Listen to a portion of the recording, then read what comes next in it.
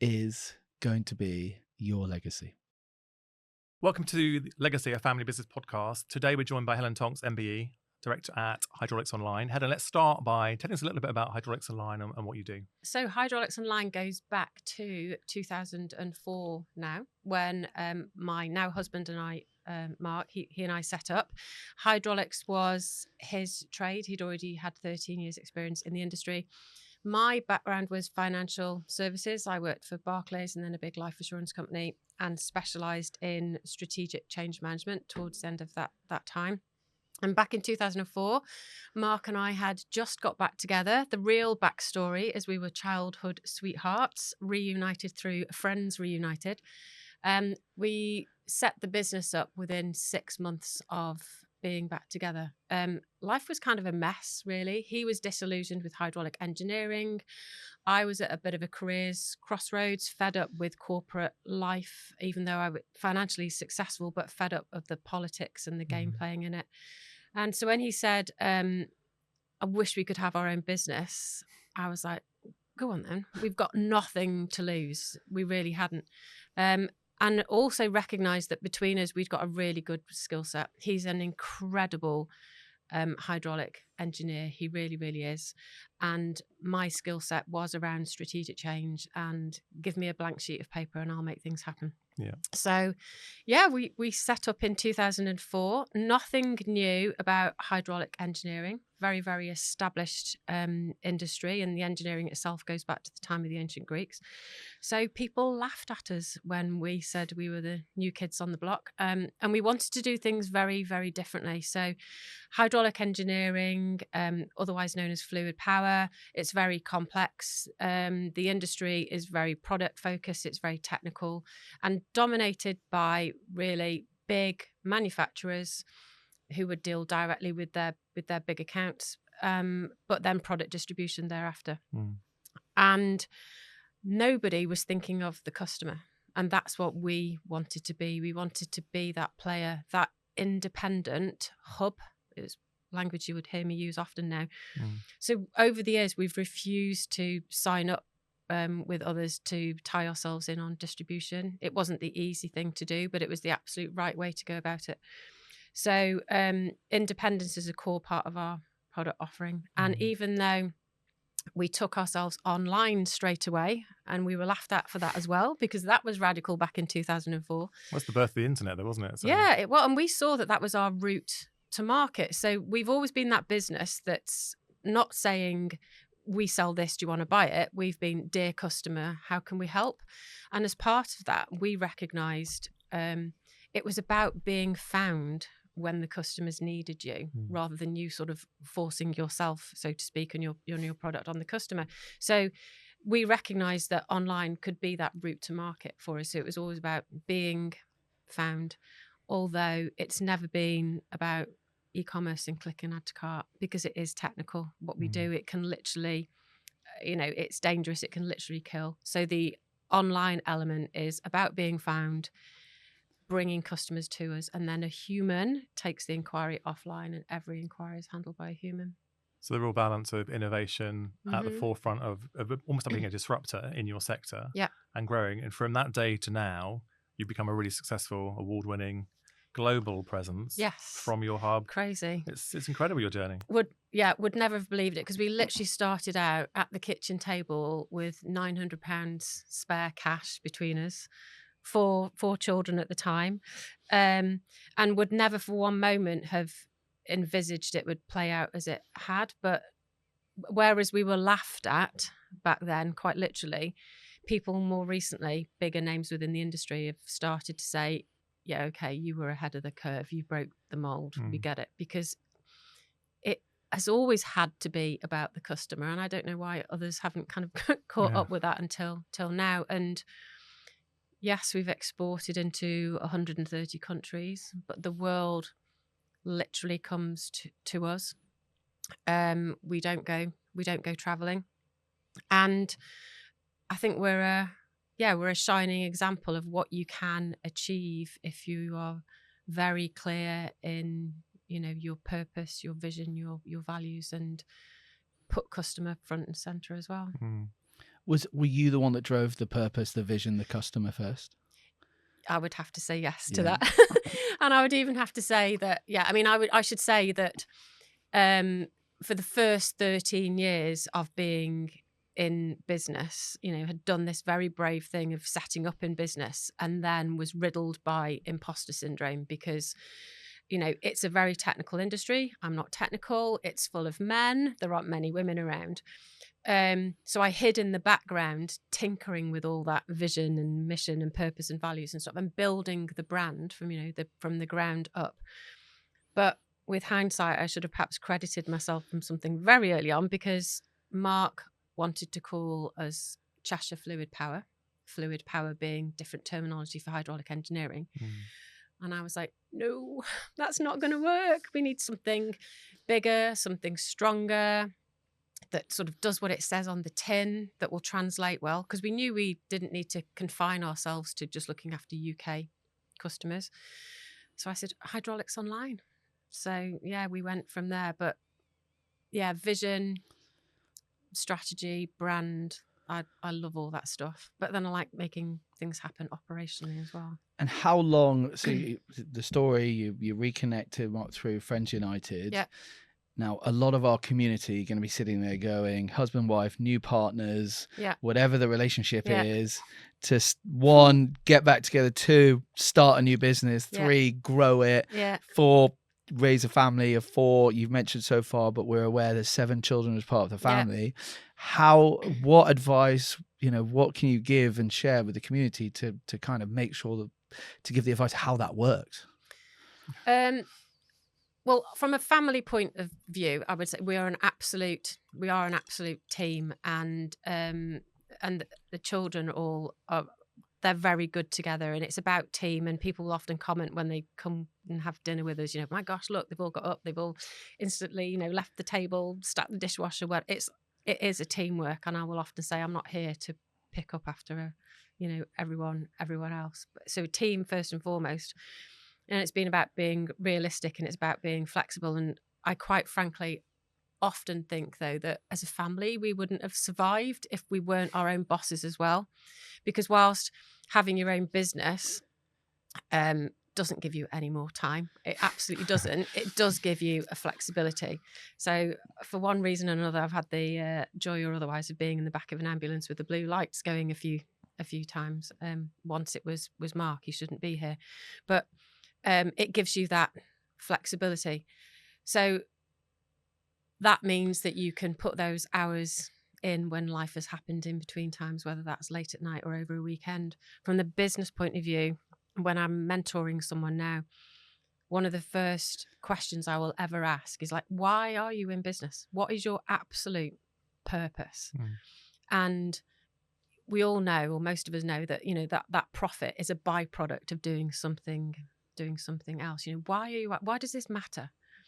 And we've always had that real sense of purpose, that we wanted to be this independent, customer-centric provider that helped make sense of everything to the customers, who, even if you're technically minded within hydraulic engineering, and many aren't, and they're so reliant, and many aren't, it's not an easy place to be as a customer either. So we wanted to be that real sort of destination, and that sense of purpose, that clear vision. I mean, we've got a ridiculously bold vision, which is to be the world's leading independent provider, and that hub that's joining the industry. Now, Hydraulics Online will never get there in my lifetime, but that doesn't stop me working towards that and setting the brand up for that in the future. And I think if you've got that sense, that real clarity of why you're in business and where you're going, you just make things work. Yeah. That long-standing view of future. You talk about generations to come and putting a business together globally from a team. I think you said 9 people, so seven 7 people in Cheshire, making a global impact, selling to 130 countries. Your journey is phenomenal, but you've also managed to raise and look after a blended family of 7 kids. Be a mother, be a wife, be a director. be an ambassador and a mentor to lots of other people. Yeah. So we talk about women in family businesses a lot in terms of, one, it gives you more opportunity to be successful, and you've proven that you can be a success. But also you've juggled so many hats in terms of caregiver, advice giver, and all those other roles. Your purpose is deeper than just being a business owner. How do you juggle how do you manage all of that? I don't know. Don't they say if you want something doing, ask a busy person? Yeah. I think it comes back to purpose again. So, you know, I'm a real self-starter. We both are. And I'm so very disciplined, probably sometimes too disciplined. The business has never been an opportunity to kind of pick and choose when you work and show up when you can be bothered. It absolutely hasn't. But it comes back to that purpose and vision, just that drive that it gives you, and knowing that you're having an impact. And interestingly, having felt, you know, the imposter and hidden in the background for the first 13 years, I'm now hearing people, males within our industry, basically saying we need more like you in this industry, which has gone completely 180. I don't know, to answer your question of how have we made it all work. I'm a naturally restless person, and I don't know if that's because of being our own bosses and having a family the size that we do. I don't know which comes first, but I just kind of also like to think that every day I've moved forward in some way, I've done something positive. And that's even been, you know, at a time in life when things were just, you know, Mark and I, we are each other's, you know, second marriage. So there's a time when I left my first marriage and life was just chaos. And people would say to me, what's your plan, Helen? And I would say, I haven't got a plan. For the first time in her life, Helen has no plan. I'm actually following my heart, and my heart tells me I need to move forward in a different direction. But even then, when life was really tough, I always told myself I just needed to do one positive thing every day, no matter what it might be. It might have just been a phone call I wasn't looking forward to making, but one thing every day that would move me forward. Because after a week, after a month, after 6 months, those small steps, they all add up. You've referred to imposter syndrome, and it's something we talk about a lot within the family business community, and something I know you said you hid for 13 years, and you've now stepped out into the limelight, which is fantastic. Oh yeah. What was it the affirmation from some of the senior members in it? What was the step that gave you the confidence to put that behind you and to become the person that you are, standing up and talking to people about your journey and sharing and learning and mentoring other people, which is fantastic, and you've become a real ambassador. What was the step change? How did that happen? It was our first award win. Okay. So take you back to 2017, South Cheshire Chamber of Commerce in the summer launched their award programme. The big night was in November, and they were running a series of workshops to help you understand what a good award entry looked like. So I went along. I think there were a dozen or so categories, and there were 3 that sort of caught my eye. And as they were stepping through what was meant by the questions and what judges might be looking for and the evidence that you'd need to provide, etc., I was like, I could say that. We've got stories there, we've got credentials. So I came away, entered us, or wrote 3 entries, got shortlisted for all 3. One of them, a couple were interviews on site, and one was a presentation on our business. That was the International Trader Award, sponsored by Manchester Metropolitan Uni. So that was interesting, doing a presentation on our business. It was just Mark and myself and the judges. And I said to Mark, how do you want to play this? He said, oh, you do it. I was like, okay, I'll do it. Anyway, the rest is history, because on the big night, we were announced as winners of two of the awards, and I stood on stage and I cried. And people even now will say, weren't you the one that cried? Yes, that was me, because it just mattered. And I described that night. I've had 2 epiphanies. I'm not in any way religious, but I've had 2 epiphanies in the last 20 years with Hydraulics Online. And one was that very night where I was on stage and I suddenly realised, okay, Helen, you might be this female, this woman in a very male industry, and a non-technical one at that, in a very technical industry, but you're clearly doing something very right. And that was the beginning of me recognizing that being the outsider, as I was, it can absolutely be your superpower, because you just look at things differently. You ask the questions that others wouldn't dream of asking or think they're too daft to ask, because there's never any such thing as a daft question. And you just come at it with a very different lens. And that lens was customer first, not product. So that, to answer the question, it was that night back in November 2017. You talk a lot about purpose. We've heard the vision for Hydraulics Online. Where did you gain your purpose from? Briefly, you've set the epiphany, but take us back. Where's that driver within you that became the, and we keep talking about it, the incredible mum, the business leader, the mentor. Where did that come from? Oh, here's a question. So I didn't realize where it came from until just over 4 years ago. I've always been driven, and people would call me driven in a good way. Never about status, but about doing good things and making every day count. And I realised where it all came from 4 years ago when I came out the other side of counselling. I had been struggling with anxiety for a number of years. I mean, business is tough. Life is tough. Managing a family the size of ours is tough. And it can sometimes feel like a tightrope, and there just aren't enough hours in the day, and there's not enough of you to go around. And in the early days, it was really tough. Cash flow was hellish, and there were plenty of sleepless nights and all of that when we're like, my God, if somebody doesn't pay us, how are we paying ourselves, and how therefore is the mortgage getting paid and the kids getting fed? But I was struggling with anxiety about 6 years ago, probably. So after the great night of winning the first award, and Christmas every year would finish me off, because it was another big project to manage in an already busy life. And I love my husband dearly, but I think he still thought that Father Christmas was real and it would all just be there wrapped and under the tree. So Christmas for me, I would even start in July, because, thinking you're closer to Christmas coming than the one that you've left behind. But we also closed down for Christmas at 2 years, because that's when the industry typically does. And I'd sort of reset. Anyway, for a couple of years, this was becoming a pattern. And then it got between Christmas and New Year one time.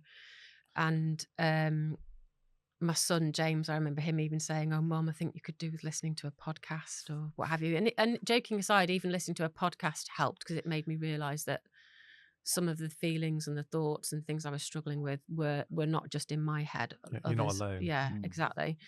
Anyway, I then spoke to a couple of girlfriends between Christmas and New Year, and one mentioned this counsellor, and I booked in on the 2nd of January.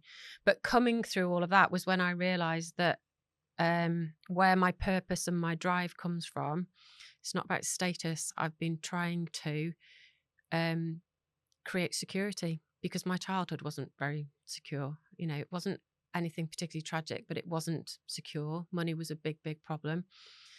And I was trying to build a life for me and my family that was kind of bomb-proof. And imagining that, or just waiting for the bubble to burst in many ways. So it was interesting. I came through counselling, kind of worked through all of that, got a very healthy perspective on it, just as this thing called COVID came along. Didn't hear. Sorry. And no word of a lie, my last sessions were in that March, and it was liberating, absolutely liberating, because I thought, do you know what, Helen? Even if we don't survive as a business, we will survive as individuals, as a family, and everything else, and we'll just work it all out. As it turned out, we were never busier than throughout COVID. But to answer the question, it's about security. And I think that's why I'm driven now on, mentoring and supporting others, because I feel very, very blessed. I live a purposeful life. There's nothing that phases me now. I wouldn't jump out of a plane. I wouldn't either. I wouldn't want to go on I'm a Celebrity and be trapped in confined spaces with all the creepy crawlies. But, give me a learning opportunity, or throw me in a room full of faces I don't know, or a new experience. I'm just well and truly up for that. And that's a really exciting place to be in, when you constantly feel that your world is growing the opportunities are still endless. You've mentioned mentoring a couple of times. How did you get into it? We've talked about your purpose, what started it, because a lot of family businesses are always driven to do more to help their community. And it's something that is a theme that's appeared through every event that Paul's put on that I've attended and from the other people that we've spoken to. And clearly your bit giving back is to get into mentoring. So how did you do it? What's been the benefit of it? I've always been somebody that people would naturally gravitate to for advice or support, or can you just give this the once over, and that was even in corporate times. I would be somebody that people often used as a sounding board, and I guess some of it is also because whilst corporate wasn't for me in the long run, it gave me fantastic experience. I had some incredible opportunities when working with Barclays and then with a big life assurance company afterwards, leading big teams in really big cross-functional project delivery as well. So I think I've always been good at like joining the dots and seeing the linkages. So it's hard to sometimes not get involved when you hear or see somebody who's got an issue and you can kind of see a link or a different perspective, or what have you. I became a school governor for 7 years as well. That was a big, important thing to me, giving back to a primary school that had done so well by 3 of our children. And I just started to be somebody that other people would refer other people to. I guess that's quite often the case, isn't it? When people know that you'll always make that time for a conversation, because you always learn. You'll always learn if you're mentoring somebody, whether it's official or not. You get a different perspective and an insight on somebody else's world, if nothing else. But officially started mentoring only 3 years ago, but when Manchester Metropolitan University approached me to support their delivery of the government's Help to Grow management programme. And that was just fantastic, because over the course of 2 years, I worked with about 30 different businesses, which went from digital to dentistry to plastics to everything. It was just such a diverse array of businesses and the individuals within them,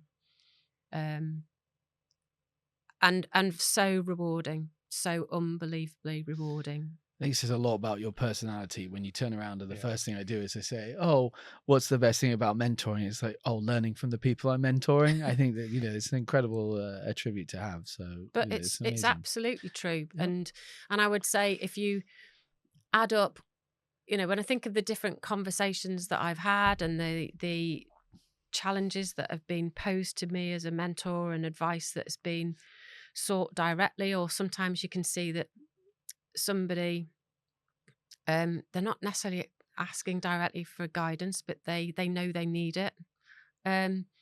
It's just such a learning opportunity, and add it all up, I absolutely trust myself and my gut instinct now. And that's really, really powerful in a world where the goalposts are just constantly moving. I know that at this point in time, the decision I'm making now is the best one for these reasons. Yeah. And what does success look like? You and Mark come together, you're a team. Strengths completely aligned in terms of shared vision, shared purpose. We're talking a lot about you today, but I know you come together as a body of two running this business. What does success look like for you as a family business? What does success like for you personally? And where do you see the future? You've got a blended extended family of 7. Yeah. Do you see succession as a natural progression to one of them? Where do you see the future for the family business? So, despite having a tribe of children, as I refer to them now, we will never be second generation. Okay. Controversial, I know, but we just won't. And I'm really comfortable with that. We're really comfortable with it. That, though, does not stop me from, and it will never stop me from feeling that Hydraulics Online is another of our children, because it is very much that. We've watched it from infancy. We've nurtured it, we've grown it, we've put all the right values and everything into it. But we're both really comfortable with the fact that it will never be second generation, and that's because we don't see that our kids should be talked into something that they don't necessarily want to do. Stepping in to be that next generation is huge. You could arguably say it's bigger than being the ones that set out in the first place, because if you're the ones that set out, you've chosen that. You've been a pioneer, haven't you? You and Mark have been pioneers in terms of innovation of this sector. So it's big shoes to step into. Yeah. And, you know, if any of the children did want to step into it, which they absolutely don't, you know, we wouldn't dream of twisting their arm. They'd have to have kind of earned their stripes outside in the real world beforehand. So, won't be second generation. But that doesn't, but it doesn't stop me from I still we both do believe so passionately about what Hydraulics Online is about and what the brand can achieve. Which is really powerful. And I think you use the word controversial, but actually I think it's authentic and honest, because there's lots of family business owners out there that potentially know in their hearts that the next generation don't want it and aren't having those conversations, whereas you've had those conversations inwardly and between the kids. And actually that's okay. And as someone that champions family businesses, I'm not going to sit here and say it's got to be family business to the death. Actually, it's got to be what's right for the family and the business. So the business perpetuates for generations to come. That's what you've created. You've created this foundling that's 20 years old this year. Fantastic footprint that's growing by the day. Then actually that can still flourish and you can pass that on to somebody else. And then the financial release that gives you enables you as a family to grow stronger and, as Sam would say, invest in the next generation in doing what they want to do and pursuing their own careers. So it might be seen as to some as controversial, but I think it's actually quite refreshing. Yeah, I agree. I think you're instilling an opportunity for an entrepreneurial talent to continue. So I don't think there's any pressure whatsoever that the family business itself doesn't have to be in the current entity that it is and can grow into multiple other things. And I think the fact that your children have seen and watched you both for so long, set the trend, impact a sector so much. I think, you know, it'll be hard for the children not to see that and learn from that. And I think you mentioned the entrepreneurialism, but you know, there's definitely glimmers of that coming through already. We've kind of whet the appetite of a number of them. You know, crikey, I would never have dreamt of it. I had a very, as I say, corporate career out of university. If you told me at the age of 21, 22, I'd be an entrepreneur, I still find it a bit of a funny term, I would never have believed you. But I think the thing that our children have also seen, and what I feel so absolutely privileged and aware of now, I think in a family business, you've just got a real opportunity to do what is right for the long term. And yes, we need to make a profit, but it's not the profit at the expense of everything else, you know. And we've chosen, you know, we could have taken shortcuts. We could have said, yeah, we just want to enter the industry and we'll be another product distributor, and it'll be all about price point and pretty much that. But there are so many different ways to create value and to do the right thing. And I just think that's what's so powerful, and the children have seen that. It's having that longer term vision, which is just so much more, you know, as a business and as a brand, it's much more enduring. Anyway, I think this leads us perfectly on to our last question. As you know, the podcast is called Legacy, the Family Business Podcast. What is going to be your legacy? My legacy. I'd like to think I've got a couple. One would be within hydraulics, you know, and the industry itself, you know, the world over. I still can't quite believe the footprint that we've managed to build. But it would be that we've kind of made a lasting impact within that, and that the brand will flourish way after we've gone. But another one, it would be, it's just encouraging others to back themselves, really. I think there are so many people that think, oh, that's not me. I can't do that. And I think if you have a sense of purpose, whether that's business or whether it might be in sport, it might whatever it may be, but if you have that sense of purpose and that vision, don't hold yourself back, don't trip yourself up, back yourself.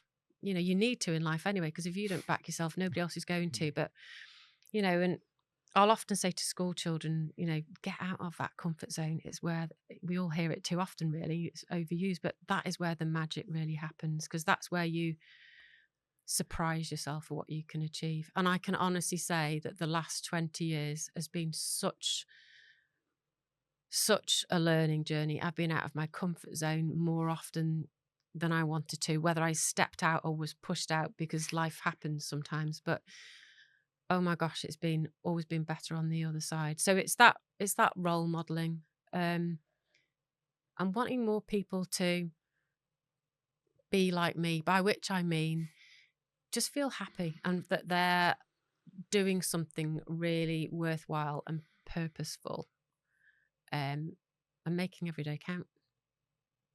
There's lots in there from Helen, from all of us, in terms of be like you, be more like you. We should all be more like you, be more inspirational, which you are to others. And I know you sometimes find that hard to take on board, but you're an inspiration to many. I've followed your journey for a number of years and seen the business grow and seen you flourish in the last few years. The culmination being the MBE recently, which I know was a massive shock to you, but comes as no surprise to the rest of us in terms of what you've done in your industry, but for the family business community collectively.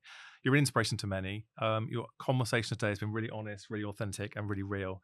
And I think that's because you care and you have a purpose. Like many family business owners out there listening today, they care too, and they make a difference. They're planning for the long term. So on behalf of Sam and I and the Family Business Podcast, thank you for sharing your story today.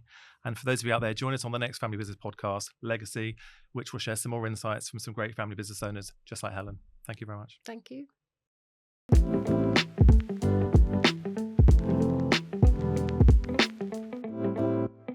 What is going to be your legacy?